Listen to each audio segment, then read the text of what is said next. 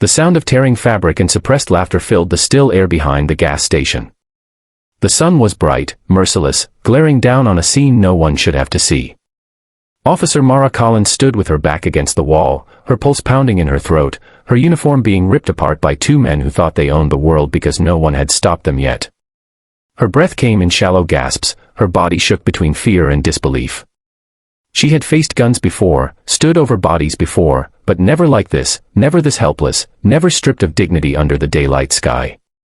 Her mind raced through training, through the warnings her father once gave her, never let them see fear, Mara. Fear gives power. But fear had already won. Her heart screamed for help, and yet no one came. The sound of traffic beyond the corner of the gas station seemed to mock her silence, the faint hum of engines passing by a reminder that life carried on while she was trapped in this small hell. If you're watching this on Kindness Corner, and you believe that compassion and courage still matter in this world, please, take a moment to like, comment, share, and subscribe. Because stories like this one remind us that goodness can arrive from the most unexpected directions. Mara's morning had begun with calm. A call about a suspicious vehicle near the edge of town, a quiet routine stop. The gas station stood along the highway that led nowhere special, the kind of place with clean asphalt, faded red trim, and a few vending machines baking in the sun. She'd pulled in just to check, to look, to be sure. But the vehicle was bait, a trap left by 5 men who had been watching her patrols for weeks. They weren't after her badge. They were after humiliation, revenge for an arrest she'd made months ago that had put one of their friends behind bars. The leader, a man named Vince Harrow, had eyes like broken glass, sharp, hollow, reflecting nothing but bitterness. He was the one who grabbed her first, who sneered at her as if her uniform were a joke.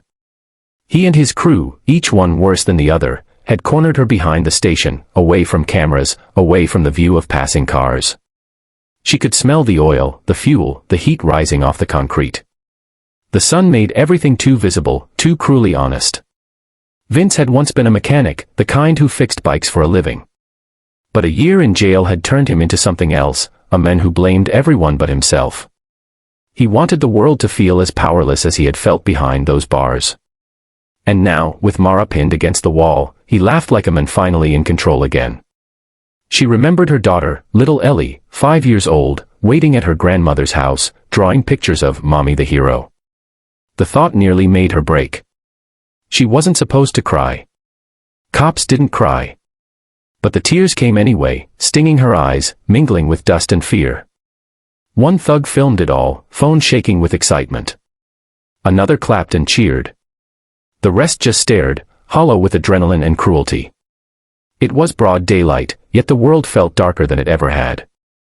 The badge on her chest caught the sunlight, a small glimmer of what she had once believed in, now dimming by the second. Then came the sound. At first, just a low rumble. Faint, far away, like thunder rolling over dry ground. The laughter faltered. One of the men looked up toward the highway, squinting. The sound grew louder, engines, heavy ones, roaring in rhythm, coming closer. The kind of sound you felt in your chest before your ears could name it. And then they appeared. 6 men, walking in formation from the edge of the asphalt where the highway met the lot. Their boots hit the ground with quiet certainty. Their vests bore the familiar patches that made people either move aside or whisper, "The Hell's Angels." They weren't riding, they were walking, their motorcycles parked just behind, gleaming like steel guardians under the sun. At their front walked a man who looked carved from gravel and fire, a thick salt and pepper beard, slick back undercut, eyes like ice that had seen too much. His arms, covered in tattoos, moved with slow control, each step measured. Vince laughed nervously, trying to mask fear. "You boys lost," he called out. But his voice cracked halfway through. The angels didn't answer. They didn't need to. The air changed as they came closer, sunlight catching their leather vests, revealing the weight of stories and roads behind every crease. The leader stopped about 15 feet away, his gaze fixed on Mara, then on the men around her. There was no rush, no show of violence, just silence that hurt worse than shouting. Mara felt her breath catch, hope flickering where it had nearly died. The angels were not there by coincidence. The leader, Reed Calloway, had seen something from the highway minutes earlier, a small shape of blue and black pinned against a wall while men jeered. It reminded him of another day, another place, when his own daughter, back before the prison, before the gang, before the regret, had called him crying because someone wouldn't leave her alone after school. He hadn't been there for her then.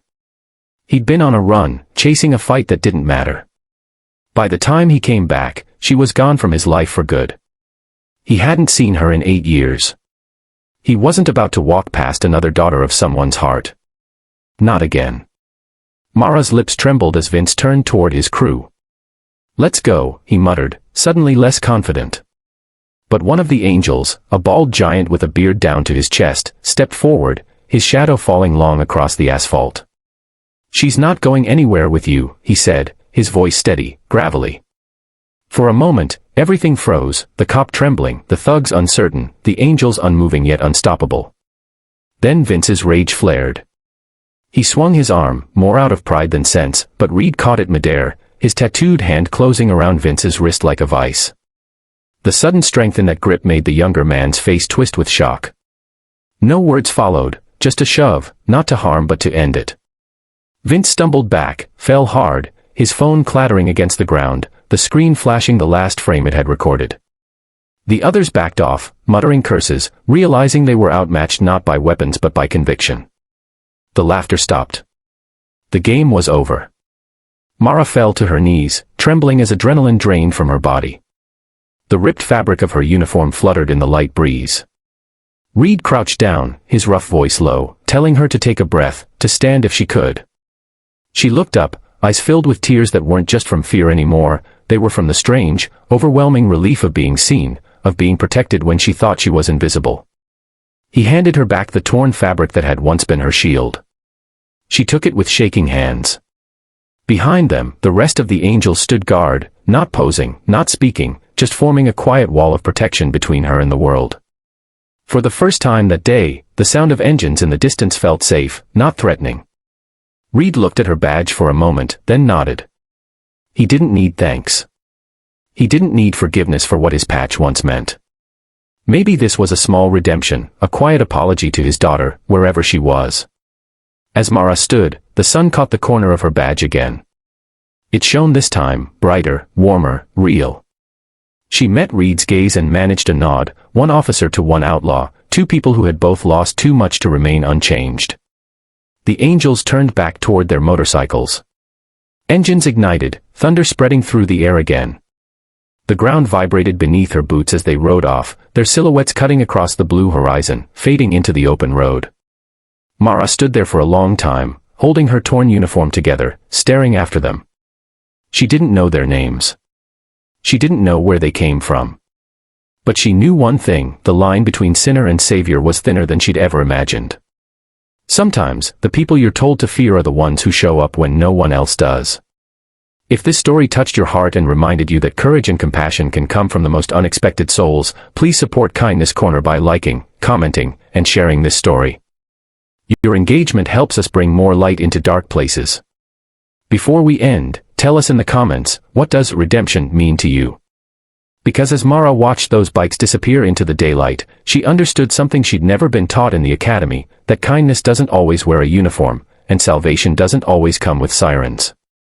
Sometimes, it roars in on two wheels, wearing black leather and carrying the ghosts of the past toward something better. And under that bright sky, for the first time in a long while, she finally felt safe.